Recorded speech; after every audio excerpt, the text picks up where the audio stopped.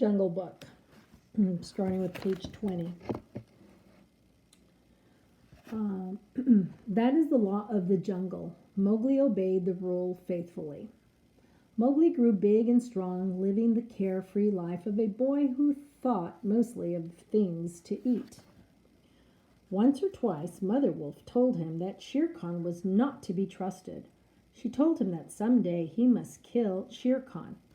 A young wolf would have remembered that advice every hour. But because he was only a boy, Mowgli forgot it. Shere Khan was always crossing Mowgli's path. The tiger had become great friends with the younger wolves in the pack, who followed him and ate his scraps. This was something Akela would never have allowed in his stronger days. But the pack leader was growing old and feeble. Shere Khan flattered the younger wolves, asking them why such fine hunters were content to be led by a dying wolf and a man cub. "They tell me at council you don't dare look him in the eyes," the tiger would say, and the young wolves would growl and bristle. Bagheera, who had eyes and ears everywhere, tried to warn Mowgli that Shere Khan was a dangerous enemy, but Mowgli just laughed. "I have you and the pack, and even lazy Baloo might strike a blow for my sake. Why should I be afraid?" One very warm day, Bagheera tried again. "Little brother, how often have I told you Shere Khan is your enemy and will one day try to kill you?" Mowgli lay with his head on Bagheera's beautiful black fur. "As many times as there are nuts on that palm," he replied. "But I am sleepy, and Shere Khan is all long tail and loud talk, like Mao the peacock."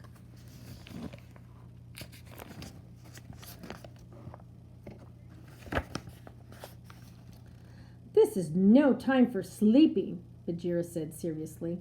"Shere Khan is a danger to you. Baloo knows, and I know. The pack knows, and even Tabaqui knows." "Ho, ho," Mowgli laughed. "Tabaqui came to me with rude talk, and I swung him by the tail against a tree to teach him better manners." "That was foolish," Bagheera said. "Tabaqui may be a mischief maker, but he would have told you important things. Shere Khan will not dare to kill you as long as Akela is the leader of the pack. But Akela is growing old. The day is coming when he will no longer lead. Many of the younger wolves believe, as Shere Khan has taught them, that a man cub has no place in the pack. And soon you will be a man." "Why can't a man run with his brothers?" Mowgli asked. "I was born in the jungle. I obey the law of the jungle. I have thorns from the paws. I have pulled thorns from the paws of every wolf here. Surely they are my brothers." Bagheera stretched his full length. "Little brother, feel under my chin," he said with half-closed eyes. Mowgli put his hand under Bagheera's silky chin. Just under the jaw, he found a little bald spot. "There is no one in the jungle who knows that I, Bagheera, carry that mark. It is the mark of the caller. Yes, little brother, I have lived among men. It was among men that my mother died, in the cages of the king's palace. That is why I paid the price for you at the council when you were a naked cub.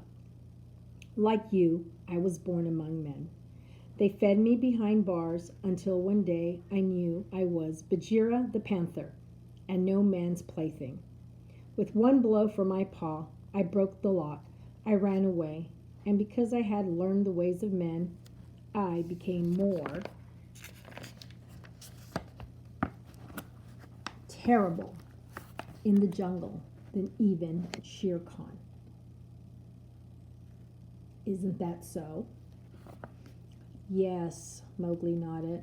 "Everyone in the jungle fears Bagheera, except Mowgli." "You are a man cub," Bagheera said tenderly. Just as I return to the jungle one day, you will go back to the world of men, if you are not killed by the pack first. Why should the pack wish to kill me? Mowgli asked. Look at me, said Bagheera. Mowgli looked steadily into his eyes. After half a minute, the big panther turned his head away. That is why. Bagheera said, Not even I can look you in the eyes, and I love you, little brother. The others hate you because their eyes cannot meet yours. They see that they are not your equal, because you are wise, because you have pulled thorns from their feet, because you are a man. I didn't know. Mowgli frowned under his heavy black brows. Be wise, Bagheera cautioned, and be wary. When Akela misses his next kill, the pack will turn against him and against you. They will hold council at the rock, and then, I have it. Bagheera leaped up. Go now, quickly, down to the men's huts, and take some of the red flower. They grow there. Then, when the time comes, you will have an even stronger friend than myself, or Baloo, or your brothers in the pack. Get the red flower. Bagheera was talking about fire. No creature in the jungle called fire by its name, because every beast lived in fear of it. The red flower? Mowgli repeated. I have seen it growing outside men's huts at twilight. I will get some. Spoken like a man cub, Bagheera said. Proudly. Go swiftly, Bagheera said proudly. Go swiftly. Get the flower in a little pot and keep it beside you. I will go, Mowgli said, slipping an arm around his friend's neck and looking into his big eyes. But tell me, Bagheera, are you sure this trouble is Shere Khan's doing? I swear on the broken lock that freed me, little brother, Bagheera answered. And I swear on the buffalo that bought me. I will repay him in full and maybe a little more. With that, Mowgli bounded away. That is man, Bagheera said to himself as he lay back down. That is all man. On his way down the hill, Mowgli stopped to listen to the pack hunting. He heard the bellow of a buck being chased. Then he heard the wicked, bitter howls of the young wolves. Akela, Akela, show your strength. Spring, Akela. Mowgli heard the snap of Akela's teeth and then a yelp as the buck knocked him with his foot. The leader of the pack must have sprung and missed. Mowgli did not wait to hear more. He dashed onward, the yells growing faint behind him. Bagheera spoke the truth. He panted, hiding below the window of a hut. Tomorrow fate will be decided for Akela and for me. I must get the red flower to save us both. Mowgli watched through the window all night long as a woman tended the fire in the hearth, feeding it small black lumps to keep it burning. In the morning he saw a child pick up a pot, being careful not to touch the charcoal with his hands. The child filled the small pot with the embers. Then he carried the pot with him as he stepped outside to tend the kettle. Is that all? Is that all? Mowgli said to himself.